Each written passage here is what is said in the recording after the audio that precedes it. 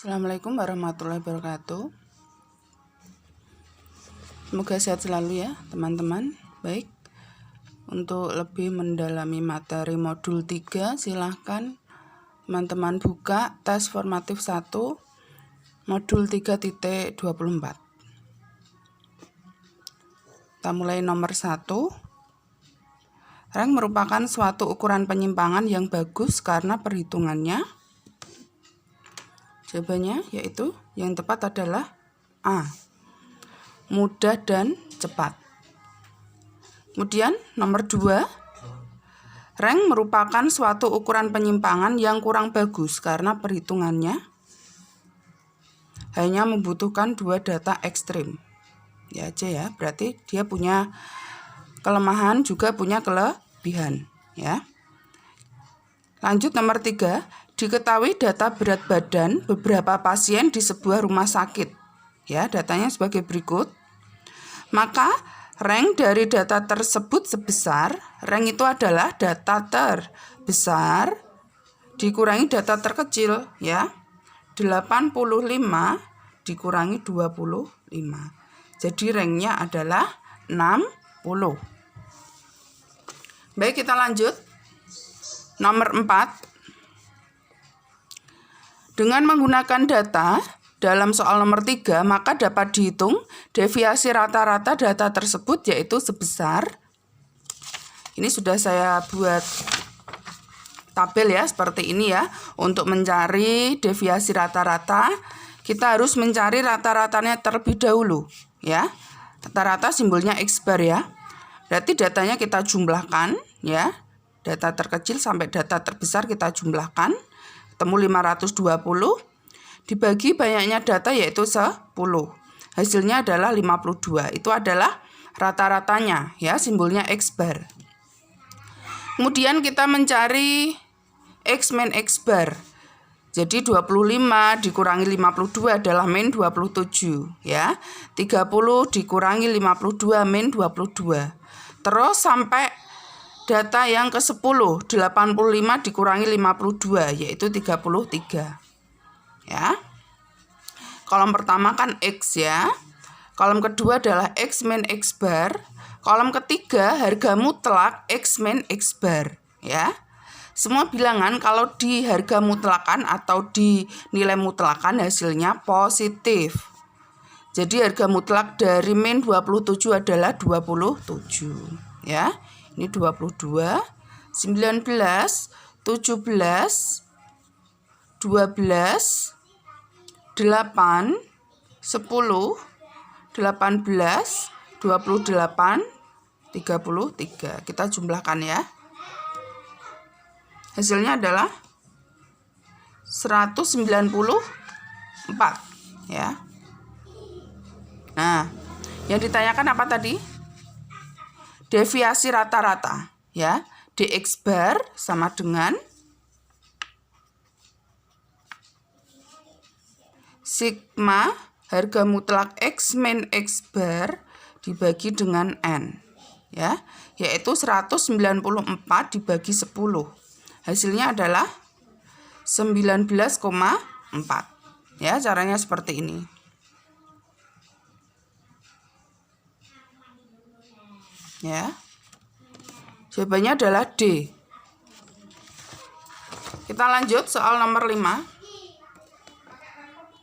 Untuk menghitung deviasi rata-rata kita mencari D ya.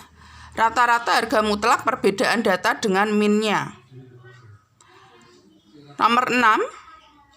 Dalam suatu distribusi frekuensi maka nilai ranknya tidak dapat dihitung ya. Datanya berkelompok ya. Nomor 7, 2 buah kumpulan data akan mempunyai rank yang sama apabila kombinasi B dan C. Berarti nilai data terkecil sama dan nilai data terbesar sama. Ya, betul ya. Nomor 8, mahasiswa tertinggi dalam kelas statistik mempunyai tinggi badan 180 cm. Sedang mahasiswa terpendek tinggi badannya 150 cm. Maka ranknya dari tinggi badan mahasiswa sebesar 180 dikurangi 150, yaitu 30. Kemudian nomor 9, dengan menggunakan data dalam soal nomor 8, maka deviasi rata-rata dari tinggi badan mahasiswa sebesar D ya, tidak dapat dihitung karena berat badan mahasiswa yang lain tidak diketahui. Kita lanjutkan. Nomor 10. Kalau kita bandingkan rank dan deviasi rata-rata sebagai tolak ukur penyimpangan, maka dapat kita simpulkan bahwa deviasi rata-rata lebih bagus dibandingkan rank karena menggunakan semua data, ya. Nomor 11, berat badan 5 orang mahasiswa FIB UGM ditimbang, masing-masing 59, 60, 54, 62, dan 65 kg. Maka deviasi standar berat badan kelima mahasiswa tersebut adalah, kita cari rata-ratanya terlebih dahulu, X barnya sama dengan, kita jumlahkan ya, 59 tambah 60 tambah 54 tambah 62 tambah 65, yaitu 300 dibagi banyak data 5 ya. X barnya adalah 60 ya. Lalu kita masukkan ke rumus deviasi standar. S sama dengan akar dari sigma X min X bar dikuadratkan dibagi N min 1 ya. Jadi sama dengan akar dari X min X bar, berarti 59 dikurangi 60 ya, min 1 kalau dikuadratkan adalah 1, plus 60 kurangi 60 0, kuadratkan 0 ya, plus 54 kurangi 60 itu adalah min 6 ya, kalau dikuadratkan positif, plus 62 dikurangi 60, 2 dikuadratkan 4 ya, tambah 65 kurangi 60 dikuadratkan adalah 25 ya,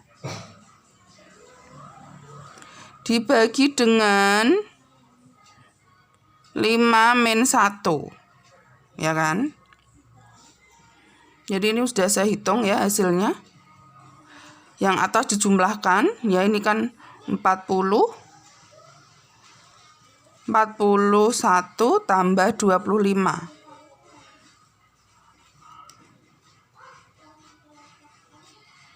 66 ya, dibagi 4 itu adalah 16,5 ya. Kalau kita tarik akar, hasilnya yaitu 4,1 ya. Jawabannya ini 4,1 ya. Di opsi di pilihan gandanya enggak ada. Ini enggak apa-apa, caranya seperti itu ya. Baik, kita lanjut. Tidak semua ini kita bahas ya, karena soalnya juga banyak dan pertanyaannya hampir mirip ya. Nah, nomor 18, saudara wajib kerjakan sendiri ya.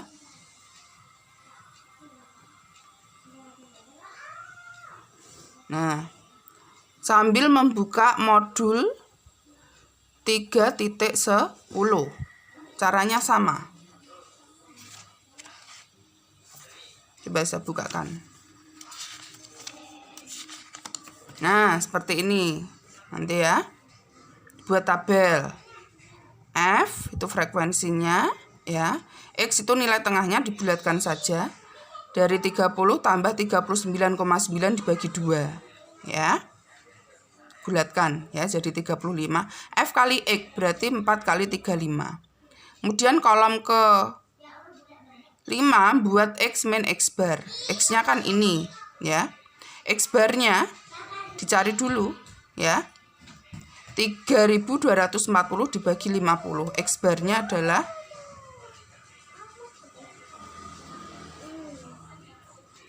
64,8 ya.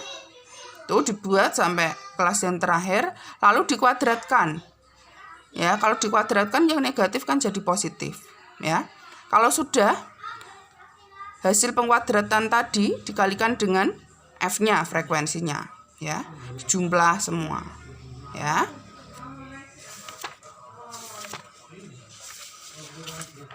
Nah, ini wajib saudara kerjakan, ya, sebagai latihan. Barangkali keluar di tugas tutorial berikutnya. Baik, kita lanjut nomor 21. Ini saya ambil ya, tidak semuanya ya. 21 besarnya koefisien variasi berkisar antara 0 dan plus 1, ya, ada di modul. Lanjut nomor 22. Suatu set data diketahui mempunyai min sebesar 64,8 X bar ya ini ya. Dan standar deviasi sebesar 16,96 ini S-nya. Maka koefisien variasi data tersebut adalah, jadi V sama dengan S per X bar kali 100%. Ya. 16,96 dibagi 64,8 kali 100%, ya. Hasilnya adalah 26,17%, ya. Kalau kita buat desimal berarti 0,26. Jawabannya C. Nomor 23. Umur penduduk di suatu daerah memiliki kuartil 1 sebesar 25 tahun dan kuartil 3 sebesar 65 tahun. Maka deviasi kuartil data tersebut sebesar, ya. Kata lainnya adalah semi interkuartil, ya. DK sama dengan K3 min K1 dibagi 2, ya. Berarti 65 dikurangi 25 dibagi 2. Berarti berapa itu? 40 bagi 2 adalah 20. Ya. Kita lanjut. Pendapatan rata-rata penduduk di suatu daerah sebesar 1 juta. Berarti ini X barnya, ya, per bulan dengan deviasi standar sebesar 100.000, ya. Maka varian dari pendapatan penduduk sebesar, ya, S kuadrat ya berarti ya, 100.000 dikuadratkan, ya. Berarti hasilnya adalah 10 miliar, ya, yang B, S kuadrat. Nomor 25. Diketahui suatu set data mempunyai kuartil 3 sebesar 150 dan kuartil 1 sebesar 100. Maka interkuartil ranknya adalah K3 min K1. 150 kurangi 100. 50. Ya. Nomor 26. Dengan menggunakan data dari soal nomor 5, kita dapat menghitung deviasi kuartilnya yaitu sebesar, maksudnya soal nomor 25. Ya. Jadi setengah kali K3 min K1 atau K3 min K1 bagi 2 ya. Setengah kali 50 adalah 25. Ya. Istilahnya banyak, rumusnya juga banyak, jadi teman-teman harus menghafalkan ya.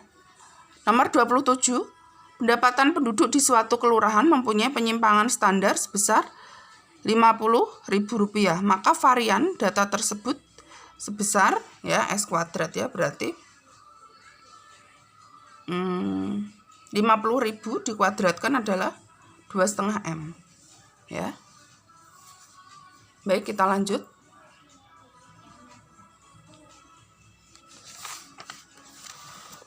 Nomor 28. Umur peserta lomba melukis di suatu sanggar mempunyai varian sebesar 25 tahun. Maka deviasi standarnya, varian kan S kuadrat ya. S kuadratnya 25. Berarti deviasi standar berarti S sama dengan akar dari 25, yaitu 5. Nomor 29. Rata-rata pendapatan penduduk di suatu kabupaten diketahui sebesar 2 juta rupiah dengan deviasi standarnya 400 ribu rupiah. Maka koefisien variasinya adalah, jadi 400 ribu dibagi dengan 2 juta kali 100%. Ya, 400 ribu dibagi 2 juta kali 100%. Nolnya coret. Ini berapa ini? 5. Ini 1. 40 bagi 2 adalah 20%. Ya.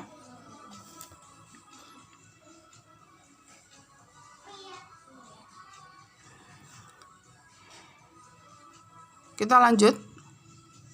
Nomor 30. Dari suatu penelitian tentang pendapatan masyarakat di 4 kabupaten di Provinsi DIY, diperoleh informasi bahwa koefisien variasi Kabupaten Kulon Progo sebesar 30%, Kabupaten Bantul 20%, Kabupaten Sleman 40%, dan Kabupaten Gunung Kidul 25%. Dari informasi tersebut dapat diambil kesimpulan bahwa dilihat dari tingkat pendapatannya, masyarakat yang paling homogen adalah yang berdomisili di Kabupaten Bantul. Ya, karena apa? Koefisien variasinya paling sedikit. Maka masyarakatnya yang paling homogen, ya.